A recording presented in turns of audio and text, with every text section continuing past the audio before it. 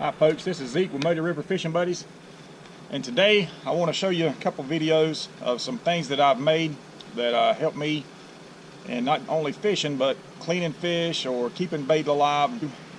One of the things when fishing, especially with live bait, is to keeping the bait alive. Now I have a boat that doesn't have a live well in it, so I've had to make one to keep the bait alive so that we can catch the catfish and striper and the different fish that we have. And I want to go through that with you also. Okay folks, I want to show you the live well that I've got set up in my boat. I got this pump at Walmart. It's a live well pump and it's on the outside of my boat. I've got a PVC, half-inch PVC pipe that I've run down with a couple of straps. And I've come down here and I've cut a 45 on that pipe. And I push it down to where it's right below the boat. And what will happen is when you're going forward, the water pressure will push up the pipe, which primes the pump. And I took an old water hose that I had laying around the house that was messed up, and I cut one end off of it and I put an end on it. And I screwed it onto one end of the pump. I run it up under my boat, come up here to the front.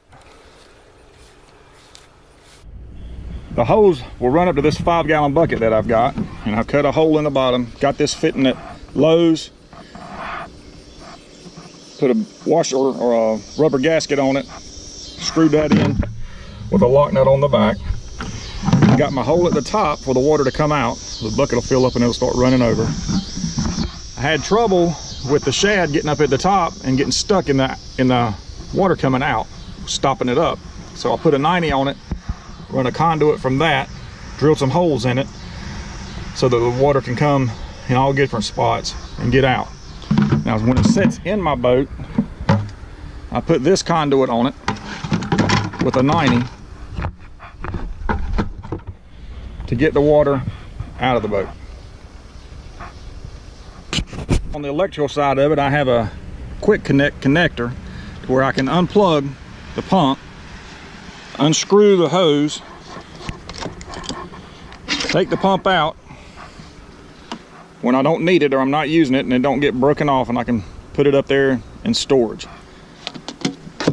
Up here, have the switch, turn the pump on.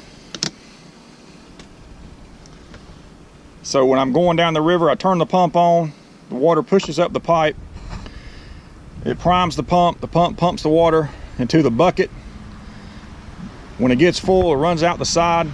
So I'm keeping fresh water coming in at all times to the live well.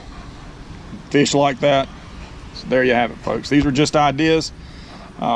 Take these ideas and improve on them or whatever. I had an old guy that I bought the boat from was telling me about it. Never saw it, and I thought, well, I'll just figure out how to do it, and it works. I also made a bigger live well. Have it right here. This is a 55-gallon barrel, a plastic barrel that I had. I cut it off. It's just a little bit taller than the side of my boat there, so the water can go out. Took a couple pieces of 3/4 OSB here on the top, screwed them together, and then cut a circle, and screwed it around the sides. Put a little door on it. Got the overflow pipe. Works on the same way the other one is. Just had a fitting where I can put the water hose into the end right there. This thing's about 20 gallons. And I don't know how much 20 gallons of water is with fish in it, but I know how much Skeeter weighs. And I know when that thing is full, and me and Skeeter in that thing, it's a lot for my little boat to push. So that's why I made the 5-gallon bucket one. Just condense it a little bit, and we'll just have to catch bait more often. Thank you folks for watching. If you have any questions, leave them in the comments. Thank you. Y'all have a good day.